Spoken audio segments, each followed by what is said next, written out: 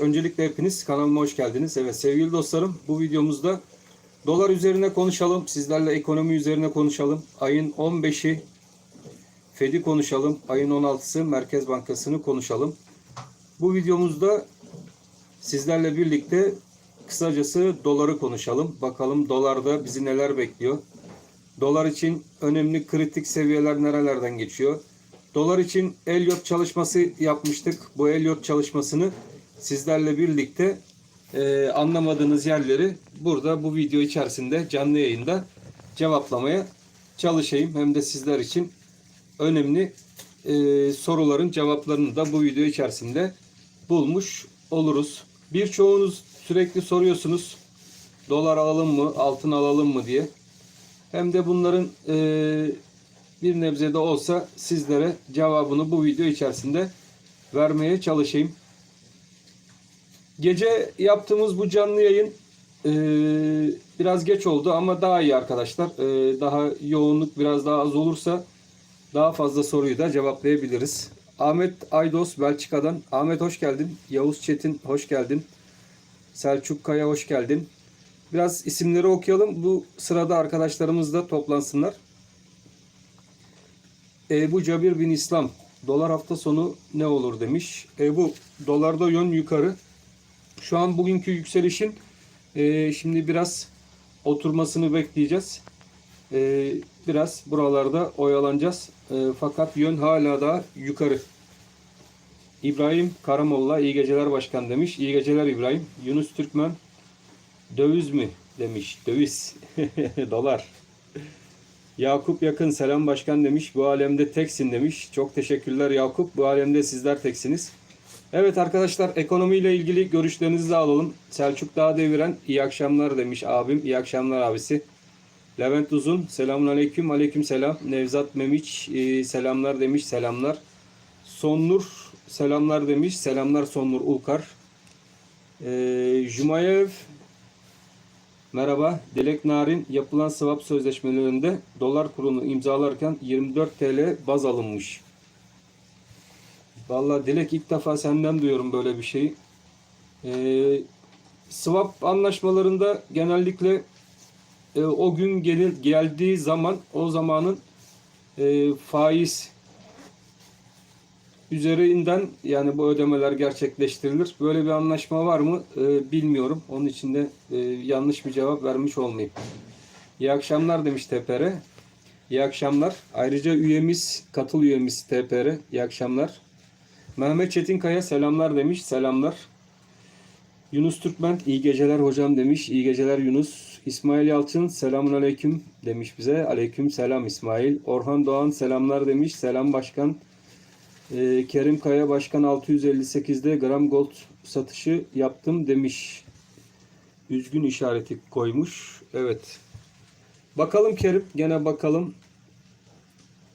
Fatma yarın dolar 14.50 görür mü diye sormuş. Valla bugün biliyorsunuz yukarı yönlü ani hareketler dolarda yaşadık. Hala da bu risk var. Yavaş yavaş eğer Merkez Bankası söylemlerini değiştirmezse bugün gördüğü tarafa tekrardan gidebiliriz arkadaşlar. O seviyeyi görme ihtimalimiz oldukça yüksek. Naim Arslan ben aldım demiş başkan 14.28'den. Ben hep yukarıdan almayı seven biriyim. Bakacağız ne olacak diye demiş. Naim evet. Bir destek bölgesi verdim. Naim o destek bölgesini takip et. O destek bölgesi kırılmadığı müddetçe sen de karlı bir şekilde pozisyonuna geçebilirsin.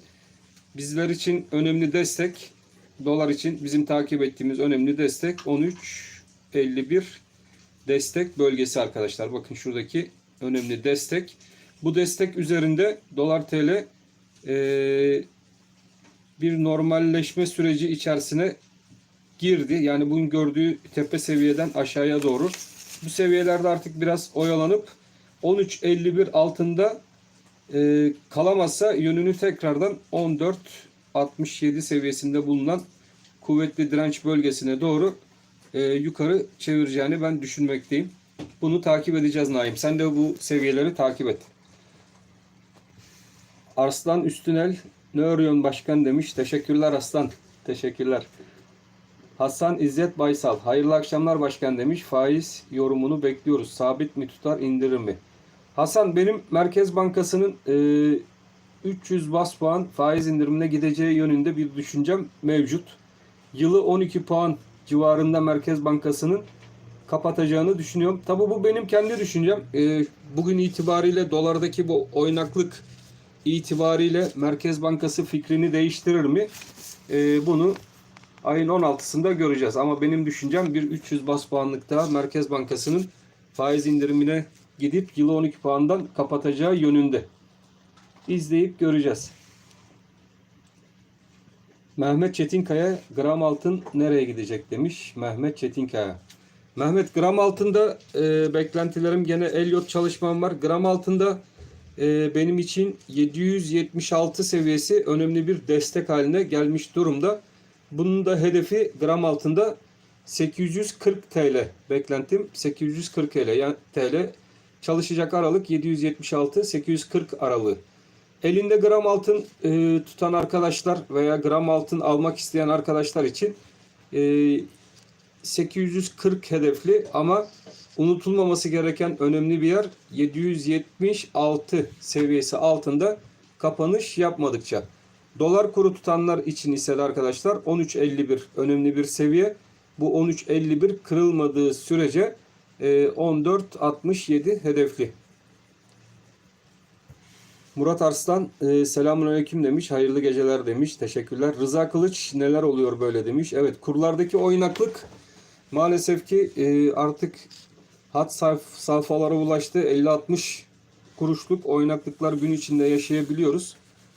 Yapılan açıklamalar maalesef ki dolar kurunu böyle oynak tutmaya devam ediyor.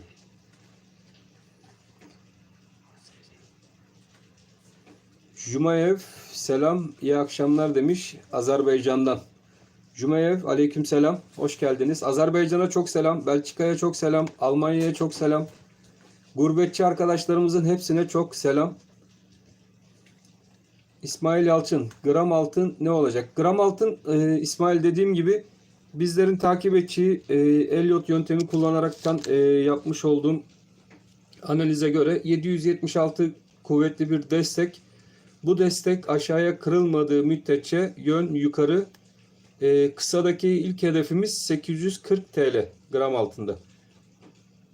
Şener Aranmaz selam demiş.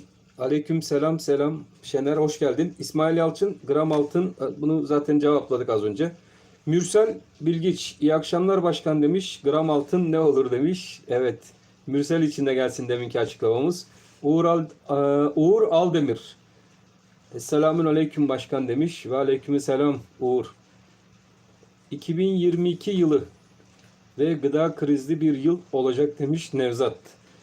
2022'ye gerek yok. 2021'in sonunda başladık zaten gıda krizlerine.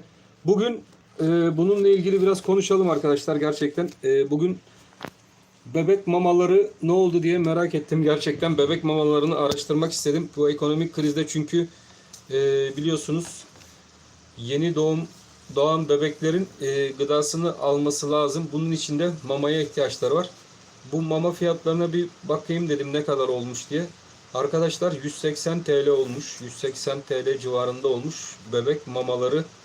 Allah herkesin yardımcısı olsun. 180 TL'lik bir mama bir bebeğe 2-3 gün anca yeter. Ben de biliyorum bunu. Geçmişte yaşadım çünkü. O yüzden Allah herkesin şu an için yardımcısı olsun. Fiyatlar gerçekten çok çok yüksek. Bununla ilgili nasıl bir çalışma başlatılacaksa bence bir an önce başlatılması gerekli. İlerleyen günlerde bu gıda krizi daha vahim sonuçlara ulaşmasın. Fatime Balat selamlar demiş. Aleyküm selam Fatime. Abi bu dolar düşer mi demiş Jumayev. Bu dolar verdiğim seviyenin altında bir kapanış görmediği müddetçe maalesef ki bu şu şekilde düşmez arkadaşlar. Bir kere Merkez Bankası'nın veya hükümetin biraz söylemlerini değiştirmesi şart. Bu söylemler değişmediği sürece dolar kurunda maalesef ki yönümüz yukarı. Şartlar ve koşullar şu an için faiz indirimi değil, maalesef ki faizin yükselmesi yönünde geliştiğinden dolayı Bu da enflasyona olumsuz yansımakta arkadaşlar. Bunun neticesinde gördüğümüz gibi gıda fiyatları maalesef ki tavan yapmış durumda. Yıldıray, hoş geldin Yıldıray. Aynen demiş, altın dolar alalım, düşüşlerde alım fırsatı verirse demiş Başkan 35. Devamlı alım fırsatı veriyor arkadaşlar zaten Yıldıray. Beni takip ediyorsan bu alt destekler kırılmadığı müddetçe zaten sürekli her videomda söylüyorum. Yön yukarı ve bugüne kadar da alt destek hiç kırılmadı. Dikkat ettiyseniz. Bu alt destekler sizin güvenceniz arkadaşlar. Ani fiyat düşüşlerinde sizlere kol kanat gerecek destek bölgesidir. Özenle bulunmuş bir bölgedir. Kritik bölgelerdir. Bu bölgeler üzerinde kaldıkça ve bu bölgeler altında kapanış olmadıkça dolarda geri düşüş beklemek şu an için zor. Nevzat Memiç, merkez boşa para sallıyor demiş döviz düşürmek için. Merkez Bankası bol bol para basıyor şu an arkadaşlar. Bol bol para bastığı için de enflasyon ve fiyatlar yukarıya doğru devam. Mehmet Saraç, döviz alalım mı? Bir türlü alamadık. Mehmet, şimdi al-sat maalesef ki biz diyemiyoruz. Böyle bir şey söylemek de etik değil. Bunun kararını sizler kendiniz vermeniz lazım. Ben 13.50 üzerinde kalan dolar kurunda geri çekilmelerde parçalı alırdım kendim. Fakat bende hiçbir şekilde dolar veya altın hiçbir şey yok. Beni bilenler bilir. Ben genellikle arsa yatırımcısıyımdır. 13.51 kendime bir destek bölgesi olarak belirlerdim. Yukarıdaki hedefleri bu şekilde beklerdim. 13.51 altında kapanış olursa da zararda bile olsam elimdekini çıkardım. Ben kendim olsam şu an stratejimi bu yönde uygulardım. Tabii ama siz nasıl uygularsınız onu bilemem. Murat Tunç, selamun aleyküm demiş cemaat. Ben geldim. Başkan hayırlı geceler. Allah sana zihin açıklığı versin demiş. Teşekkürler Murat. Gram gümüşte terste kaldın demiş 10.24'ten. Murat, sen dünkü videomuzu seyretmedin mi? Niye bu kadar yukarıdan aldın? Kalkan gemiye, gemi battıktan sonra. Gemi battı demiş. Gram gümüş. Gram gümüşte biz ne demiştik? Hemen bakalım gram gümüşe. Murat arkadaşımız için de biraz şey olsun, yardım olsun. Gram gümüş. Gram gümüş. Ne demişiz gram gümüş için biz? Murat 9.66. Bunu not al. 9.66 önemli destek gram gümüşte. 9.66 altında kapanış olmadıkça maalesef yukarıdan almışsın biraz ama bu pozisyonunu koruyabilirsin. 9.66 senin için önemli bir seviye olacak gram gümüşte. Bu seviyeni koru. Yukarıda ilk kısadaki hedefi 10.40 TL. Bu 10.40 TL yukarı yönlü aşılabilir ise de ikinci biraz daha orta bazlı hedefi 10.84 seviyesine doğru gram gümüşü götürebilir. Senin için en önemli seviye, takip edeceğin seviye 9.66 destek seviyesi. Bu 9.66 destek seviyesi kırılmadığı müddetçe bence panik yapmana gerek yok. Bekle derim. Ali Aykanat, selam, dolara müdahale sonucu dolar ne olur? Ali, şu an dolara ufak ufak müdahaleler geliyor. Fakat dalgalı kur sisteminde ben her zaman dolara müdahaleden yana değilim arkadaşlar. Hiçbir zaman dalgalı kur sisteminde dolara müdahale edilmemeli. Şimdi şu an doları ne kadar siz müdahale ediyorsanız da görüyorsunuz aşağıda herkes bunu bir alım fırsatı olarak değerlendirmeye çalışıyor. O yüzden de dolara her müdahale doların tekrar geldiği seviyeyi tekrardan göreceği beklentisi ve artık herkes ekonomiyi ve teknik analizi az çok biliyor. Eskisi gibi değil insanlar. Bir iki söze artık kanmıyor. Kimse elindekini de bırakmak, bozdurmak istemiyor. Piyasada izlediğimiz kadar da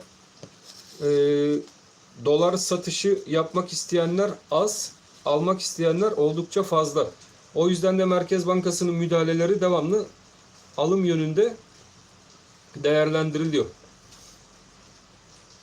Selçuk Kaya, bu borsa ne zaman düşecek? Bayağı az kaldı, gidecek aşağıya. Selçuk, borsaya bakmıyorum ama borsa ile ilgili bir el yok çalışmam var. Bitsin. Bununla ilgili videoyu atacağım Selçuk. Elmalılı Aziz. İyi geceler Başkan 35. İyi geceler. Sizce yakınen milyar dolarlar Perşembe günkü karara değecek mi? Evet. Bir de böyle bir durum var Aziz. Maalesef ki şimdi kur yukarı çıkmasın diye Merkez Bankası dolar yakıyor. Fakat bir de bu faiz kararı sabit bırakılır veya faizler arttırılırsa bu yaktığımız maalesef ki dolarlar boşa gitmiş olacak. Merkez Bankası bunu yakmak istemeyecektir herhalde. Bence bildiği var. O yüzden de faiz indirimine gidecek diye düşünüyorum. Tabii ben böyle düşünüyorum diye Merkez Bankası bunu yapacak değil arkadaşlar. Sadece bu benim kendi düşüncem. Merkez Bankası fikrini de değiştirebilir. O yüzden günlük ekonomi haberlerini sık sık takip etmekte fayda var. Kolay gelsin, iyi akşamlar demiş Ayhan. Teşekkürler Ayhan. Saat Sarraf. Bugünkü yükselişte satamadım. Yarın satsam mı sizce? Şimdi bu aralık bir müddet çalışır arkadaşlar. Dolar TL kurunda 14.67 13.51. Ayten İncer. Başarılı grubuna hoş geldiniz. Ayten hoş geldin aramıza. Teşekkürler katkıların için. Evet, bu aralık şimdilik çalışacak olan arkadaşlar al-sat aralığımız 13.51 14.67 aralığı. 14.67 üstünde kapanış olmadıkça takip edeceğimiz aralığımız dolar kurunda bizim bu aralık 13.51 14.67 aralığımız. Ola ki 14.67 seviyesi yukarı yönlü kırılırsa o zaman pozisyonlarımızı bozmayacağız. Bir üst kanal beklentimize geçeceğiz arkadaşlar. Bir üst kanal beklentimizde bizim dolar kurunda neresiydi? Eğer o seviyenin üstüne çıkar isek, katıldım demiş Ayten. Kaç kişiyiz demiş. Ayten daha şu an fazla değiliz. Evet, arkadaşlarımızı katıl butonundan katıla bekliyoruz arkadaşlar. Çünkü biliyorsunuz katıl üyelerine özel videolarımız olacak. Sadece onlara özel kapalı platformda olacak. Ve burada al-sat üzerine de yorumlarımız olacak arkadaşlar. 100'e kaç var? Ayten bayağı var ya. Var. Daha bayağı var. Veligül, gram altın ne olur demiş. Gram altını az önce açıkladık Veli. Tekrardan senin için açıklayayım.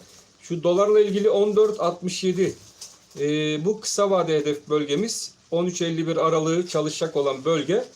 14.67 üzerinde kapanışlar eğer gelmeye başladığı vakit arkadaşlar yeni hedef bölgemiz 15 TL civarı olacak. Eren Polatoğlu, askeri ücret 400 dolar olması lazım değil mi sizce? Doğrudur Eren, askeri ücret bana göre de 400 dolar ve biraz üzerinde olması lazım ki geçen yılki askeri ücret düzeyinde çalışanlar kazanabilsin. Geçen yıl 2021 yılında askeri ücret 345 dolara denk geliyordu. TÜİ'nin açıkladığı %21 enflasyonu üstüne koyarsak bu da 72 dolar. 345'in üzerine eklediğimiz zaman arkadaşlar 400 küsur dolar. Bunu da bugünkü kurla çarptığınız zaman olması gereken, yani geçen yılki harcama düzeyini 2022'de de hissedebilmeniz açısından 8.700 TL'ye tekabül eden 5.800 TL'ye tekabül eden bir fiyat olması lazım ki askeri ücretli çalışan geçen yılki düzeyde bir askeri ücret geçimine sahip olabilsin. Bizim 5.000 TL dememize tepki gösteren birçok arkadaş vardı ama ben gene insaflıyım, 5.000 TL. Bu arada bu işçi temsilcisi sendikaları da pek aramızda göremiyoruz arkadaşlar. Ya da bunları basın gündeme almıyor.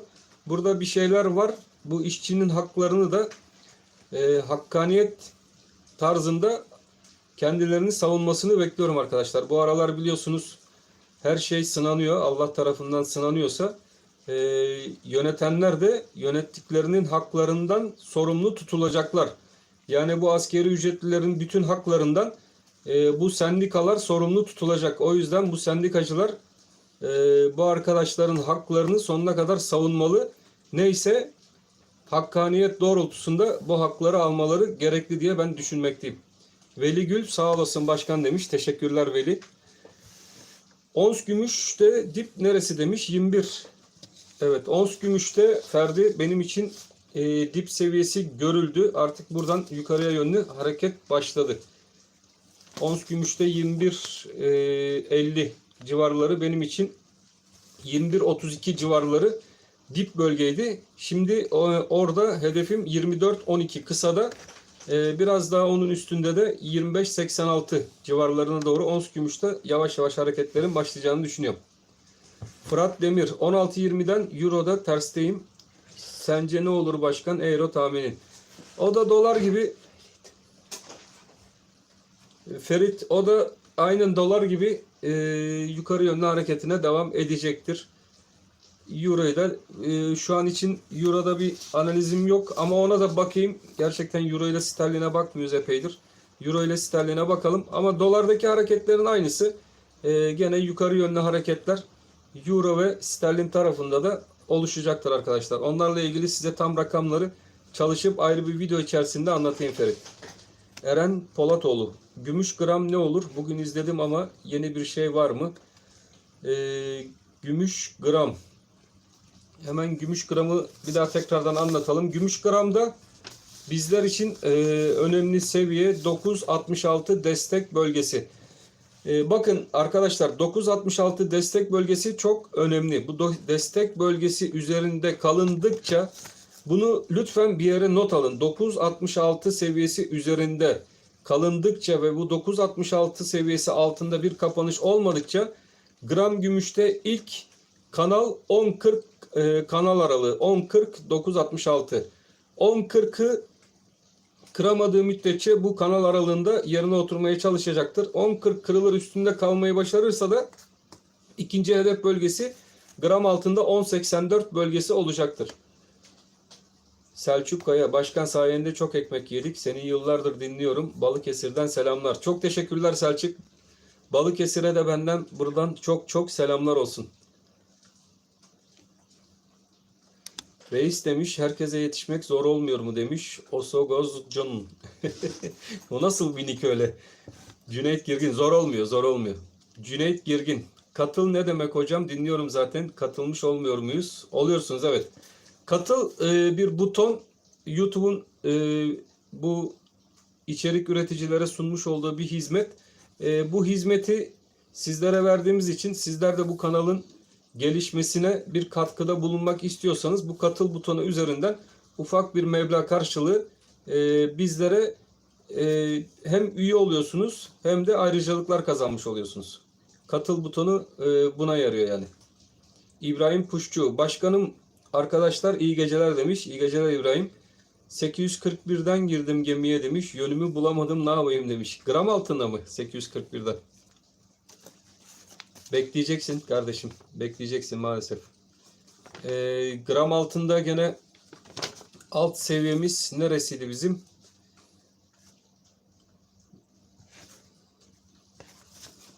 O alt seviyeyi bekleyeceksin. O alt seviye kırılmadığı müddetçe.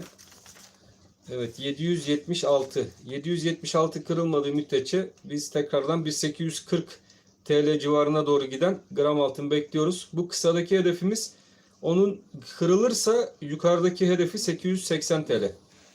Serap 820'den bir gaz daha aldım demiş. Serap 820'den almış. 776, bakın gram altından yukarıdan alım yapanların artık tek takip ettikleri bölge 776 destek bölgesi. Bu destek bölgesi artık korunduğu müddetçe tekrardan yukarı hedefleri gram altın deneyecektir. Sizler de 776 seviyesi kırılmadan bir panik yapıp elinizdeki malı kaptırmamanız gerekli. Ama 776 destek bölgesi kırılırsa işte o zaman maalesef gram altından ayrılmanız lazım ki daha alt seviyelerden alım yapabilirsiniz. Ayhan Demir, Merkez Bankası ters köşe yapıp faiz arttırırsa döviz altın yatırımcıları biz nasıl bir pozisyon almalıyız? Evet, ters köşe yapar ise arkadaşlar hemen elinizdekini hızlı bir şekilde çevirmenizde fayda var, alttan alım yakalayabilmek için.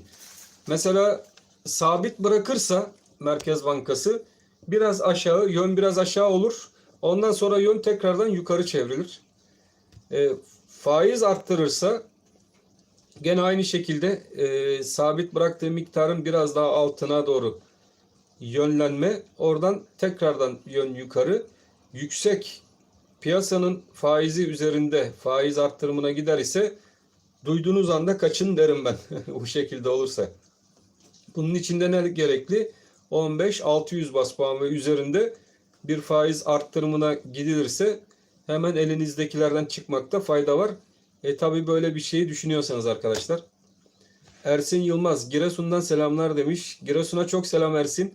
Başkanım fındık 32 TL demiş. Dolara nazaran tek fiyatı çıkmayan ürün. Bak fındık alalım o zaman ya. Ne güzel. 32 liraymış fındık. Eren Polatoğlu. Temsilciler uyuyor demiş. Evet, temsilcilerden hiç cevap gelmiyor. Bu temsilciler nerede, ben de merak ediyorum. Erdem Yalçın 5000 TL'yi işveren karşılayamaz. Bu hükümet 3500 verir. Erdem 4000 TL şu an işçi sendikaları istiyor değil mi? Doğrudur. Bunun işverene maliyeti 6000-6500 TL civarına denk geliyor zannedersem. Şu şekilde yapılabilir.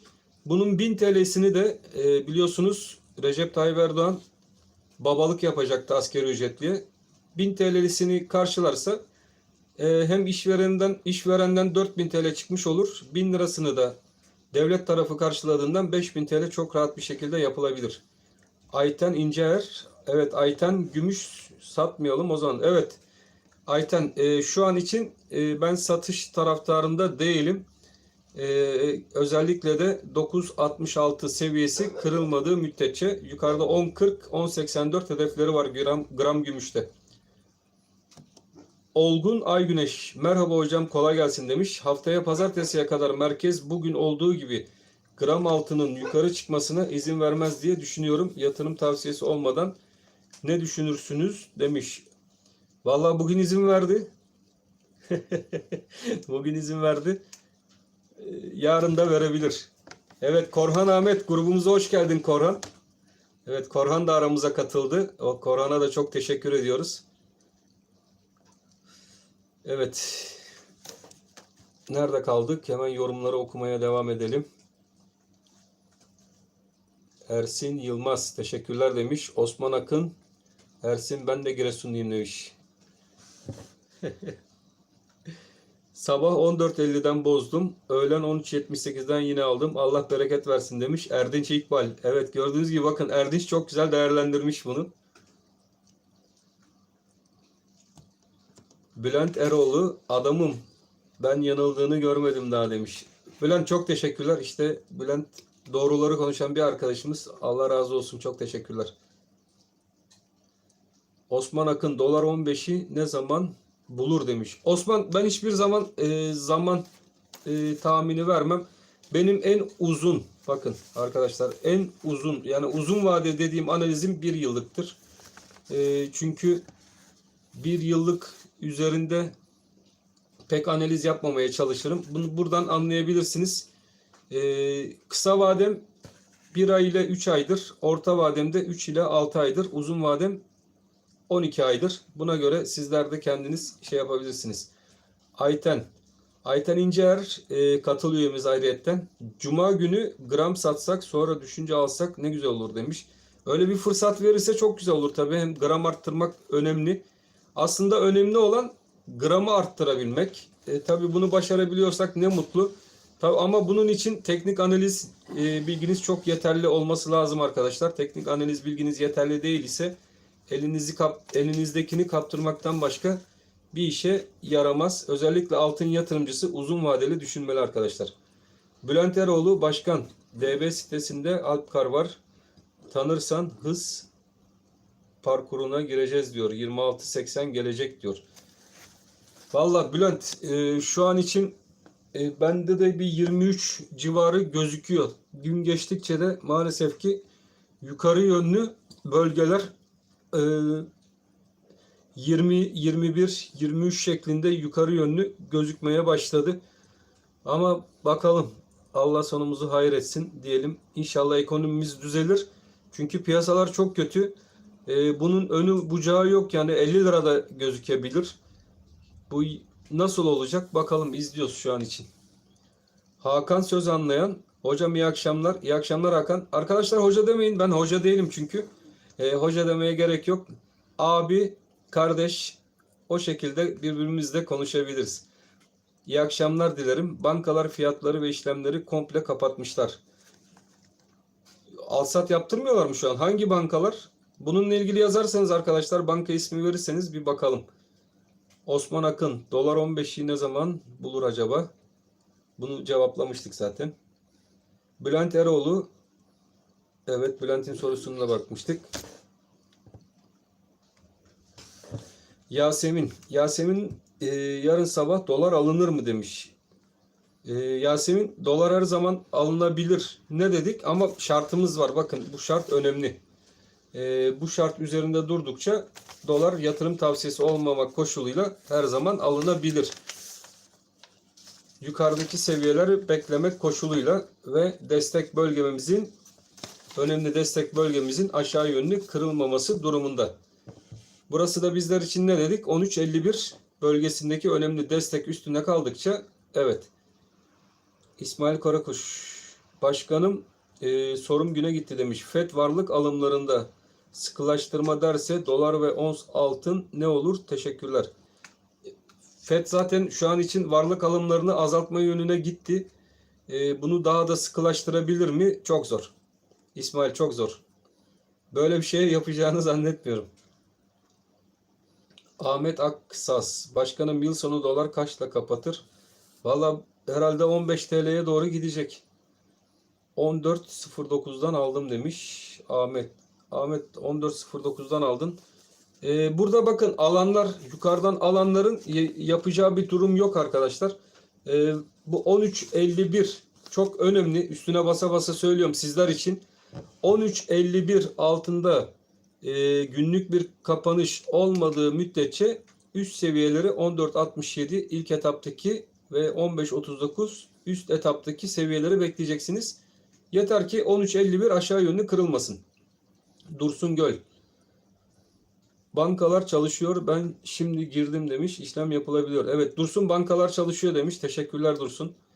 İlknur Yaşar, isminizle hitap etmek isteriz, söylersiniz. Evet, ismim Başkan 35 İlknur.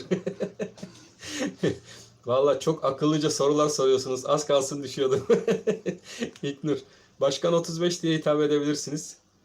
100.000 abonede belki beni de görebileceksiniz arkadaşlar. 100.000 abonemiz olduktan sonra.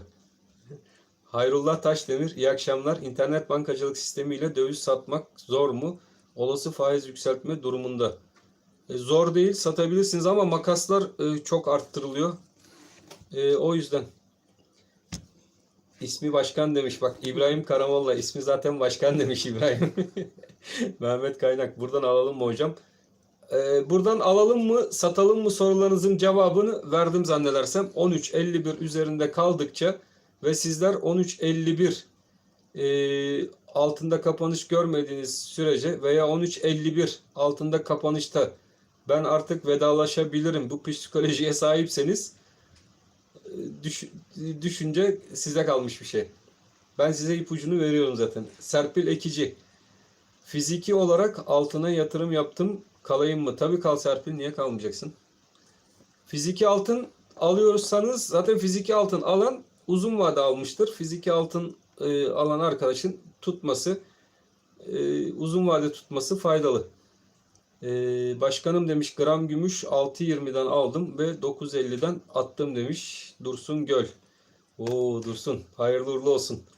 Şu an banka işlemi 10'da demiş, alsak mı acaba? Şu an 10 TL'de. Gram gümüşte verdiğim seviye var. Bu seviye altında kapanışta ben panik yapmadan satarım, elimdekini de tutmam diyorsan, evet, o seviyeye yaklaştıkça alım yapılabilir. Her şeyde alım yapılabilir şu an arkadaşlar. Ama yatırım tavsiyesi kesinlikle değil. Bunun özgür hür iradesini kendiniz vermeniz lazım. Gürbüz Ağırman, başkan, 14.30 ve üstü alanların stop yeri neresi olmalı? Evet, stop yeri aynıdır. Herkes için aynı zaten Gürbüz. Bak, stop bölgesini zaten verdim. 13.51 bir stop bölgesi. Bu 13.51'e çok dikkat edin. Bu 13.51 mutlaka stop olması gereken bir bölge. Sizler de bu bölgeyi bekleyeceksiniz. Ergün Karataş, kripto paralar nereye kadar düşer, nereden alınır? Kripto paralar özellikle Bitcoin. Bitcoin'de 36 bin dolar seviyesine bir aşağı yönlü hareket olur ise buradan alınır arkadaşlar. Güzel bir seviye. Ben oraya doğru bir kripto paralarda hareket bekliyorum.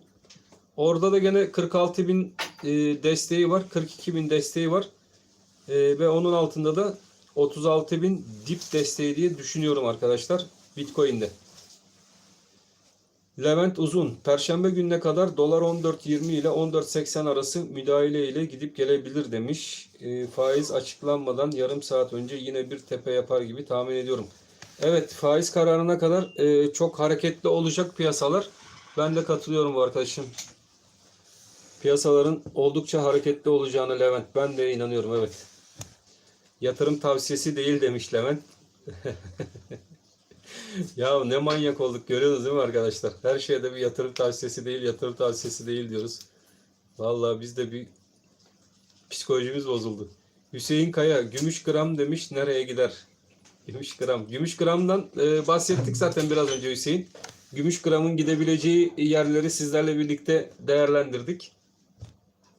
Evet arkadaşlar, bu beğen katılmıyoruz. Bari beğen tuşuna biraz dokunalım. 100 beğeni varmış. Şu an kanalımızda 225 kişi var. Beğenimiz 100 beğeni çok az.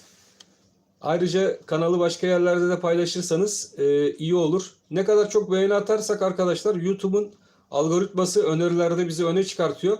Daha fazla arkadaşa ulaşmamızı sağlıyor. O yüzden beğeni atmanız önemli. Bizler de zaten sık sık o yüzden sizlere beğen tuşunu kullanalım şeklinde uyarılarda bulunuyoruz. Çünkü beğen tuşu unutulabiliyor. Eminim ki sizler de hepiniz bu engamede dolar ne olacak, altın ne olacak, gümüş ne olacak diye düşünürken beğen tuşu kimsenin aklına gelmiyor. Eren Polatoğlu, arkadaşlar demiş, Başkan 35 her zaman söyler demiş. Meblağınız yüksek ise her bankaya 150 bin TL ile devlet garantisi altındadır, bilgilerinize. Evet, Eren bir hatırlatma yapmış. Bununla ilgili biz de açıklamalarda bulunmuştuk zaten. Şöyle bir durum varmış arkadaşlar. Sizler de bu durumu araştırın. Mesela bir bankada 600 bin TL'niz var. Ben bunu altın, dolar, gümüş 150 bin, 150 bin, 150 bin şeklinde bir bankada ayırdım diyorsanız bu şekilde olmuyor arkadaşlar. O toplam meblağın 150 bin lirasını devlet size ödüyor. O yüzden 600 bin liranızı 4 bankaya bölmeniz daha hayırlı. Veya bir bankadan altın, diğerinden gümüş, bir yerinden bu şekilde yaparsanız paranızın tamamını bu şekilde kurtarabilirsiniz. Ama tek bir banka üzerinden yaptığınız zaman bunlara ayrı ayrı 150 bin TL güvence alamıyormuşsunuz. Ben o şekilde duydum ama sizler kendiniz de araştırın. Saadet Avşar. Saadet çok teşekkürler. Saadet demiş, ben sürekli beğen tuşuna basıyorum. Beğen tuşuna basan arkadaşların hepsinden Allah razı olsun diyelim arkadaşlar. Çünkü emeğe saygı gösterip beğen tuşunu basan arkadaşlara da çok çok teşekkürler. Ayrıca beğenmeyip o beğenmeme tuşu var. Bir tane parmak aşağıya doğru gösteriyor ya. Ona basanlara da teşekkürler. O da demokratik bir kendini gösteriş biçimidir arkadaşlar. Onlara da çok teşekkür ediyorum. Herkes yayını beğenmek zorunda değil. Herkes benim konuşmamı beğenmek zorunda değil. O yüzden herkesin düşüncesi kendine göredir. Beğen tuşuna basan, basmayan bütün arkadaşlarıma, yorum yazan, yazmayan bütün arkadaşlarımızın hepsine buradan çok çok teşekkür ederim. Başkan, dolar rahip sonrasına benzemesin. Bu rahip sonrasının çok çok ötesine geçtik zaten. Maalesef. Emir Furkan ne demiş? Cevap yazmadın demiş. Emir Furkan, gördükçe cevap veriyorum. Bakayım Emir, bulabilirsem cevap vermeye çalışayım. Muammer Yeşilduman, bir yıl önce 470'ten gram almıştım. Bekledim. Bir hafta daha bekleyemedim. Panik yaptım. 760'tan çıktım demiş Muammer. İyi Muammer, gene karla çıkmışsın. O da bir başarıdır yani. Kar ettiğiniz hiçbir şeyde üzülmeyin arkadaşlar. Yeter ki zarar etmeyin. Kar cepte güzeldir. O da güzel Muammer. O yüzden hiç üzülmeyin. Kar edilen bir şeyde üzüntü yapmaya gerek yok. Evet Ayten, beğenmeyen izlemesin demiş Ayten. Aynen doğru söylemiş Ayten. Beğenmeyen izlemesin arkadaşlar. Evet, Yeliz Aktan sabah yine 830 görür mü gram? Görebilir de görmeyebilir de. Şu an için yarın piyasalar nasıl olur? Bugünkü volatilite yarın da olabilir mi? İzleyip göreceğiz Yeliz. Ama volatilite çok yüksek. Bakalım yarın bizim piyasalar açılınca ne gibi bir hareket olacak göreceğiz. Birol her defasında beğeni atıyorum demiş. Rahip olsaydı bırakırdık demiş. Eren Polatoğlu. Benim de Facebook'ta 18.000 ve 40.000'lik bir grubum var demiş. Vallahi benden çokmuş Eren senin grubun. O arkadaşları da ilet, beni de biraz beğensinler. Sürekli paylaşıyor ve beğenirim. Oo, çok teşekkürler Eren. Eren çok teşekkür ediyorum. İnan benden çok çok fazla takipçim var. Benim o kadar yok. Milletin kafası dumanlı demiş. Ergün Karataş. Beğen tuşuna basmak zor değil demiş arkadaşlar. Evet. Biraz yardımcı olur. Tuşu kullanırsak ben de çok memnun olurum. Teşekkürler Ergün. Evet Elva. 13'e düşse dolar 13'ten alsak 16-17'ye gideri var mıdır? Ben öyle düşünüyorum. 13 düşmesini yanlış mı düşünüyorum? 13'e düşme ihtimali de var. Fakat bu 13.51 kuvvetli. Bunun kırılması durumunda ancak böyle bir durum yaşayabiliriz. 13 seviyelerine kadar bir düşüş yaşayabiliriz Elva. O yüzden üstüne basa basa söylediğimiz 13.51 seviyesi önemli bir seviye. Tabii bu seviye altında kapanış görürsek 13 ihtimali olabilir ama şu an için 13-14-67 bant aralıkları içerisindeyiz. Ayten, Atabey, Kenan, Başkan selam. Bilgiler için teşekkürler demiş. Çok sağ ol Atabey. Çok teşekkürler. Sizin altın dolar al ya da sat yaptınız mı? Emir Furkan. Emir bana mı sordun? Tabii ki yaptım. Çok yaptım hem de. Nazmi Mancılık. İş yerinde herkes beni analizci sanıyor. Benden akıl alıyorlar. Bilmiyorlar ki demiş. Arkamda başkan var. Nazmi. Evet arkadaşlar bence de bunları bir yere not alıp sağda solda hava atabilirsiniz yani serbest.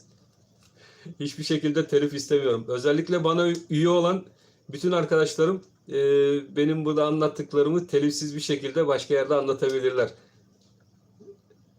Münir Sun, sizce hükümetin yapmak istediği ekonomi modeliyle nereye varılmak isteniyor? Biraz açar mısınız?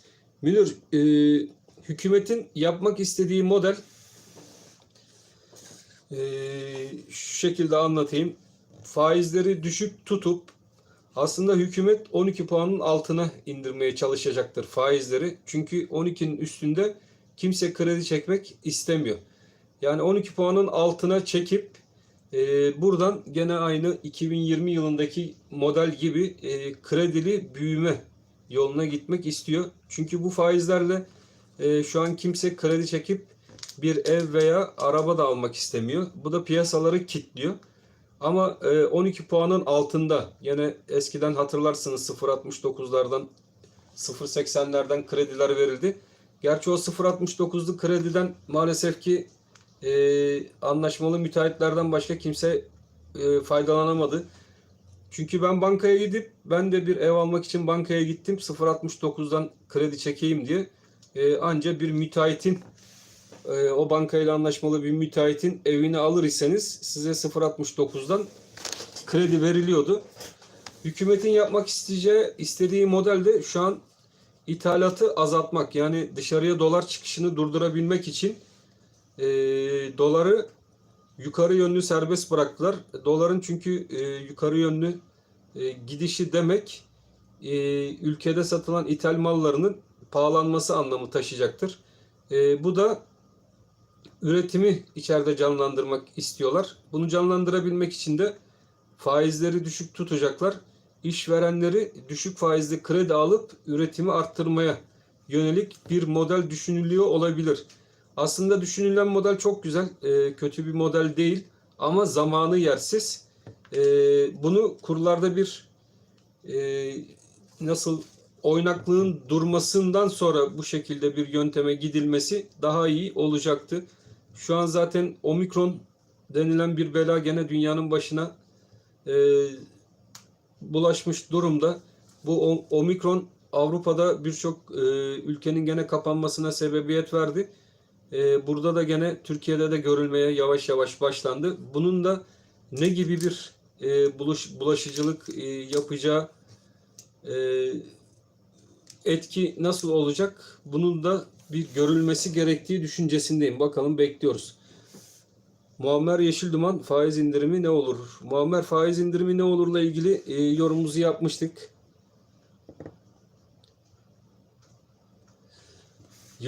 Yıldıray Duymaz. Başkan 35'ten Allah razı olsun. Başkan, ben kardan zarara girdim demiş.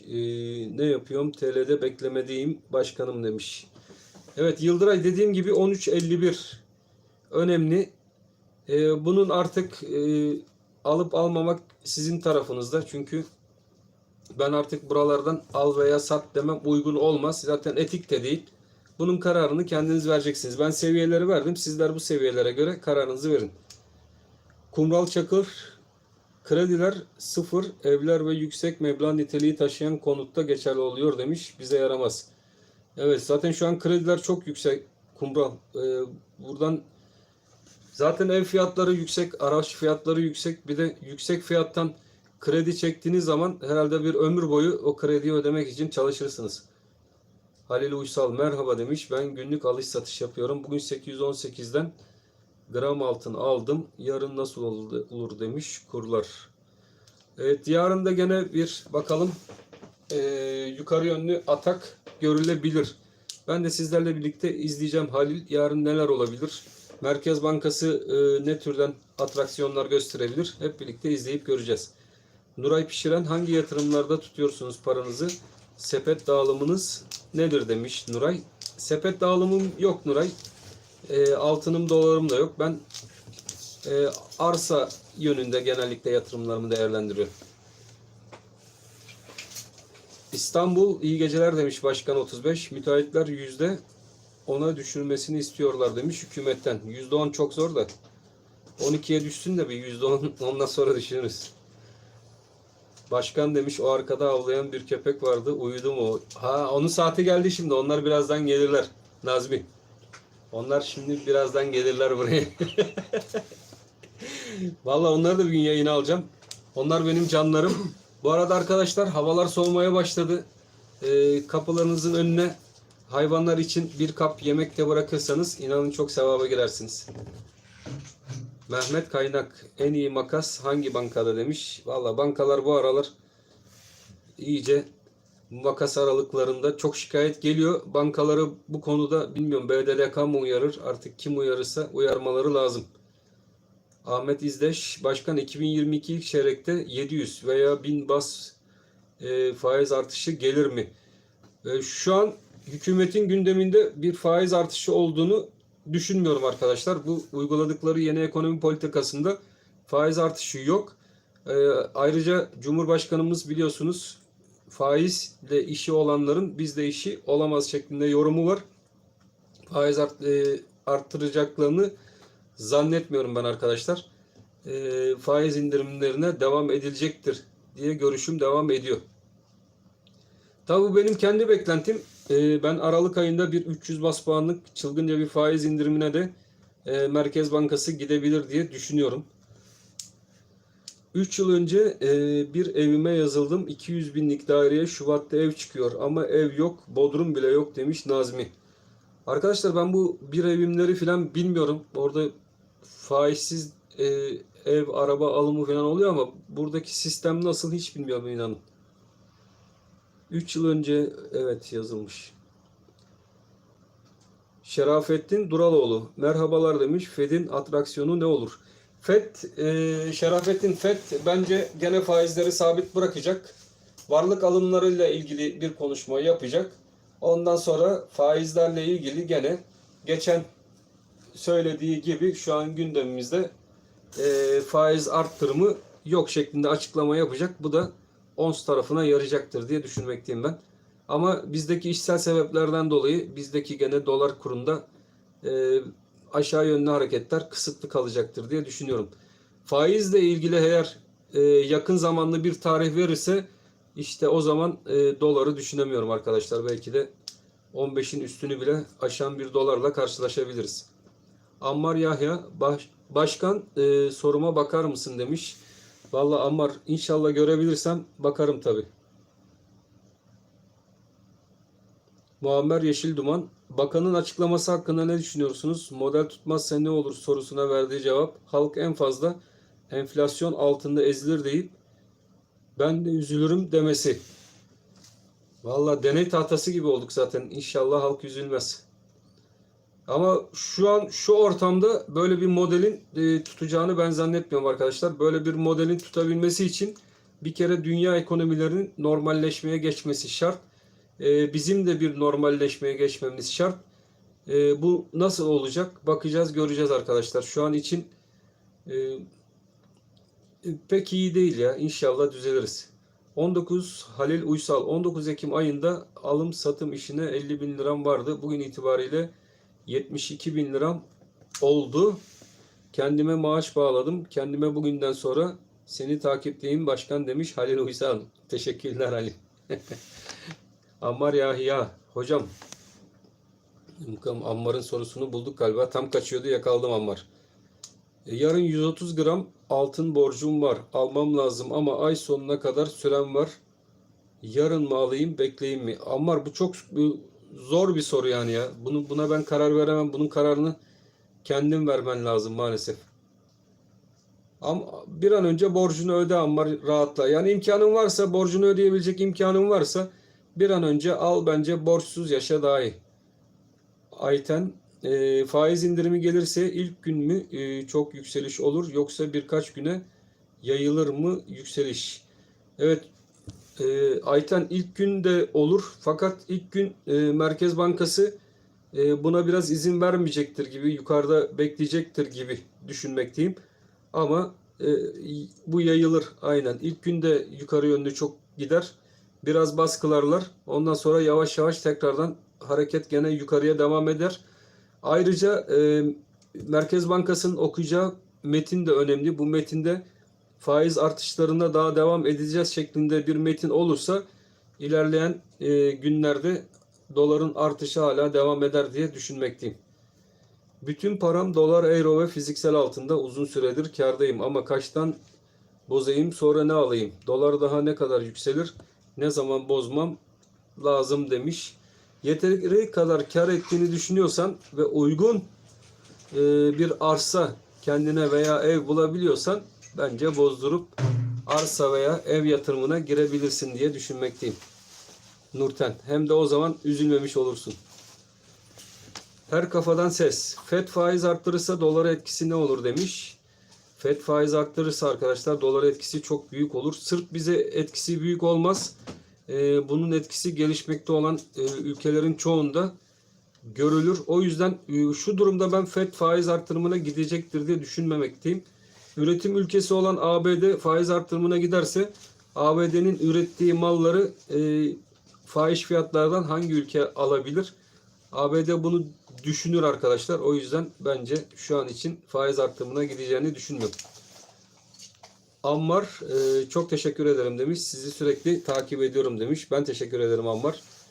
Mustafa Cesur Yozgat, dolarda 16 gelir mi başkan? Valla 13.51 altına inilmedikçe 16'da gelir, 17'de gelir, 20'de gelebilir. Bu potansiyel hala devam ediyor Mustafa. Ayrıca uygulanan bu politikalar değişmediği sürece gelme ihtimali de yüksek. Süreyya Serap Sarıtaş, tekrar soruyorum demiş. Dolar mı? Evim yok. Kredili ev mi almalı? Süreyya Serap Sarıtaş, tekrar soruyorum demiş. Dolar mı? Evim yok. Kredi ile ev mi almalı? Kredileri düşürüyorlar zaten. Kredilerin biraz daha düşmesini bekleyip başını sokacağın bir ev alman bence daha hayırlı. Perşembe günü faiz yükseltilir mi? Ben yükselteceklerini zannetmiyorum. CNC Teknik Organize. Bence faiz düşecek. Nazmi Mancılık şu an söylüyor, yanında bir erkek kardeş var. Evet, görüyorum demiş. Nazmi selamlar. Evet, Ammar'ın tekrar bir sorusu var. Hemen yakalayalım Ammar bize kızmadan. Allah razı olsun. Çok konuda görüşleriniz etkili oldu benim için demiş. Sizi seviyoruz. Çok teşekkürler Ammar. Ben de hepinizi çok seviyorum arkadaşlar. Her kafadan ses. FED faiz arttırırsa dolar etkisi ne olur, bunu konuştuk. Olgun Güneş merhaba demiş. Kolay gelsin. Haftaya pazartesine kadar merkez bugün olduğu gibi gram altının yukarı çıkmasına izin vermez diye düşünüyorum. Yatırım tavsiyesi olmadan ne düşünürsünüz? Evet, 14 üstünü pek istemiyor. Burayı da görüyorsunuz. Bugün gene 14 üzerine çıktık ama oradan satışlar yiyip tekrar 14'ün altına geldik. Dolarda 16 gelir mi? Evet, böyle bir ihtimal var. Üstü bile var. Ayten teşekkür etmiş. Sağ ol Ayten. Katılımlarından dolayı biz sana teşekkür ederiz. 105.000 TL'lik dolar aldım bugün demiş. 16'sında zenginim demiş. Allah her şeyi gönlüne göre versin Kubilay. Herkes zengin oldu, sen niye olmayasın? Muammer Yeşilduman. Faiz sabit tutulması durumunda dolar ve gramda geri çekilme olur. Evet. Dolar ve gram altında geri çekilme, ondan sonra tekrar yön yukarı olur. Ramazan Biroğlu Başkan 35 demiş. Ülkede hukuk, adalet, üretim, güven olmadığı sürece dolar durmaz. Faiz 25 olsa tefeciler bizi soyar. Evet, güzel bir düşünce. Maalesef ki aynen katılıyorum. Arama fiyatları düşer mi demiş sizce? Eren Erel. Eren, araba fiyatları biraz düşebilir. Biliyorsunuz klasik zaten Türkiye'de Ocak, Şubat, Mart aylarında araba fiyatlarında bir düşüş, aşağı yönlü bir düşüş olur. Ondan sonra yazın başlarına doğru tekrardan araba fiyatları yukarı yönlü devam. Şimdi araba fiyatları çok fazla el değiştiriyor. Özellikle ikinci el araba fiyatları. Adam şimdi 70 milyara atıyorum arabayı aldıysa, 70 bin liraya bir araba aldıysa bunu 50 bin liraya elinden çıkarıp satar mı? Satmaz. O da 80 bine satmaya çalışıyor. 80 bin alan 90 bin almaya çalışıyor. O yüzden alınan alınıyor ve o fiyatlar artık geriye gelmesi biraz imkansız gibi oluyor. Başkan ses ver demiş. Mustafa Cesur Yozgat. Ses gelmiyor mu arkadaşlar?